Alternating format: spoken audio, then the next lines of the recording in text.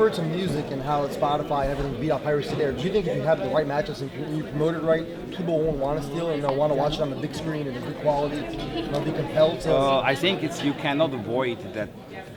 There's always signals will be stolen, but if you have to make it compelling enough, and that people want to watch it on the big screen and watch it at home, and not invite like it used to be, do a party, invite friends and have a barbecue, and then what, you want to have 20 people sitting around the little iPhone, and watching the fight. No, you don't want to do that. What fighters do you think are under the PBC banner right now that you could see emerging as pay-per-view stars in the next year or two? Well, I think after a performance like tonight, Charlo, I think, and he sort of you heard the arena, they all booed him. He has like a bit the bad boy image, and as we've seen, coming back to UFC again, with Conor McGregor, you don't have to only have the good boy. Sometimes, people like to cheer against the bad boy as well. So somebody like that in big matchups, I think he can definitely become a pay-per-view attraction. I think Deontay Wilder, the heavyweight champion, I believe that he is the best heavyweight champion, and he needs to have these opportunities to go into those big fights against the Anthony Joshuas. I think if he goes in against Anthony Joshua, he would win. So I think he is one. A guy which is not under the PPC banner, but who is a fighter which, I'm fortunate to promote his next fight, is Mikey Garcia. I think Mikey Garcia has a tremendous upside. I think he can really be the next pay-per-view star. Bilingual, exciting, knows how, has a punch, knows how to box. It's just is ready. To really break through. So there's some fighters and another guy which I think is going to be the future of the sport is Errol Spence. And what we need to do is we need to put these kind of fights together, because you see with Charlo J-Rock, that's a dangerous fight, and if you have two undefeated guys in the prime of their career going at it, one guy is coming out as the big potential star, which he sort of was before, but tonight he really proved himself in a way. You can prove yourself when you challenge yourself against the best. And J-Rock didn't really, so he got stopped, okay, but he's a young guy, it's a learning experience for him, and I think, anybody's going to want to see him in it again, and he'll have another night. And that's why it's so important to have the best fight the best, then nobody will lose. Joshua and Wilder could that be a super fight, depending on what happens? If Joshua, let's say, goes and beats Klitschko, and Wilder does his thing, and then imagine that. This truly will be two young guys, two Olympians, two big guys, two big punchers. The question is going to be whose chin is going to hold up better.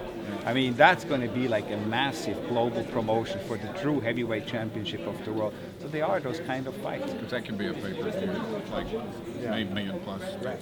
Yeah, absolutely. Richard, first, congratulations on a tremendous first show back. Thank you. Good to see you. What was it like kind of being in the promoter's seat? Always great to see you, Mike. Happy holidays. All the best. See you soon. What was it like being back in the promoter's seat again?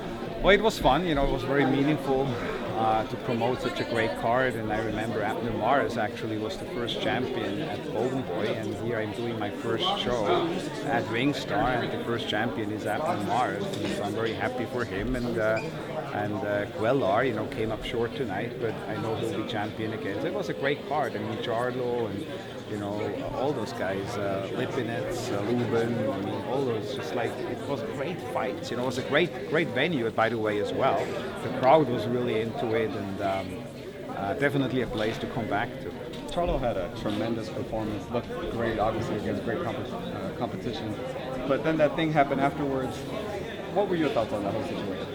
Well, I saw there were some issues, and I jumped into the ring and tried to calm him down a bit. He was just so excited. It was the excitement, This was there was a lot of pressure on him, and there were a lot of people doubting him, saying, he was avoiding J-Rock for so long, and so on. And so there were a lot of doubters, and I think he proved then tonight all these doubters wrong, and it was raw emotion there in the ring. There was no ill will or so. He just sort of he was still in the moment, and I could see it in his eyes, and he was still ready to go.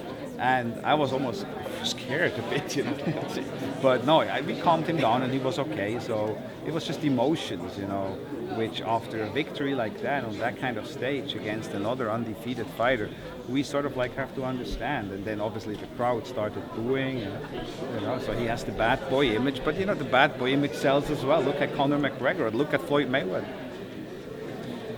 Richard, congratulations on a fantastic card for your debut of Ringstar Promotions.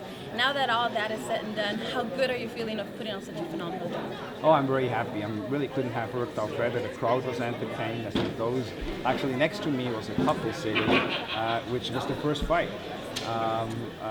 Steven Espinosa might have been the fight, but for the first ever fight, and they said, well, we are fans. And I think those who came tonight, I thought that like the reaction I think you would get from all of them. Tonight was really entertainment, and it showed the people who has never seen boxing how great and how exciting boxing can be. And those who have seen it are reminded, on why they are boxing fans. And I know 2016, some people say it was a difficult year and so on, but nights like that I think make up for maybe some of those other fights, because tonight was a great night for boxing.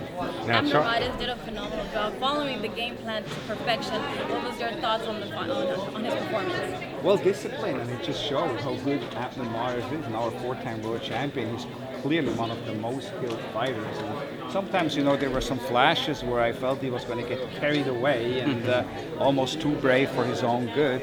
But he really stuck by the game plan and fought a very, very disciplined fight, which he needed to. He knew he had to, because Cuellar is a very strong guy, and one punch can change the game.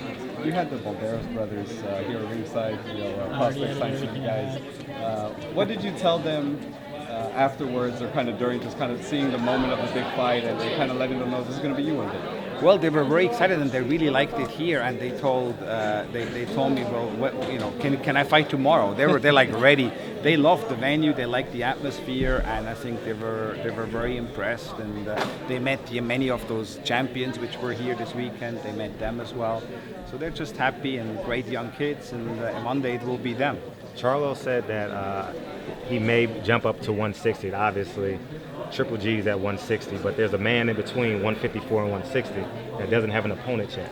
His name is Canelo Alvarez. Yeah. Who would you want to see Canelo fight next? And part two to that question, should Charlo jump right in to the 160 mix, or take do the Andre Ward route? Well, that's really not something I can answer. You would have to ask him. I'm more like looking at it from like which fights would the fans like? What would be entertaining in the ring? What would be fights I would like to see as a fan? And I have to tell you, with Charlo sort of like wanting to move up and Canelo wanting to move up as well, in a way, they're sort of like in the same boat. Neither one really is like, okay, let's just go to 160, but sort of like thinking about it. Both of their names start with a C and end with an O, And somebody's and O you must have go. and exactly somebody's O must go. So you have that, and then Canelo likes to fight in Texas. Charlo is from Texas, so so you start like I'm start like thinking, it's like, man. And Oscar and me, we know each other. So, I can just imagine it would be a hell of a promotion. I think everybody would have a great time. The fans would be entertained. And I think it would be a big, big pay-per-view. It doesn't seem like you gave that a lot of thought. No, I'm just thinking here, in a matter of a few seconds. So imagine if I would think for 5 minutes, all the shit I would come up with. It grew organically. Well, you guys helped a little bit too. Is this the type of card that fans can expect from Ringstar coming forward? Because obviously you have this great card. Then you have Mikey Garcia, John, and Leo Seneca and some Trampton coming through. Do you expect Well, let me ask you, when I was a Golden Boy, I delivered fights like that. I really didn't deliver many mismatches, let's face it. I had like Garcia and Matisse on an undercard, okay? Like unheard of. So I'm a fan. I like to see great fights, and I like to get great fights done. All right? Thank you, guys. Happy New Year.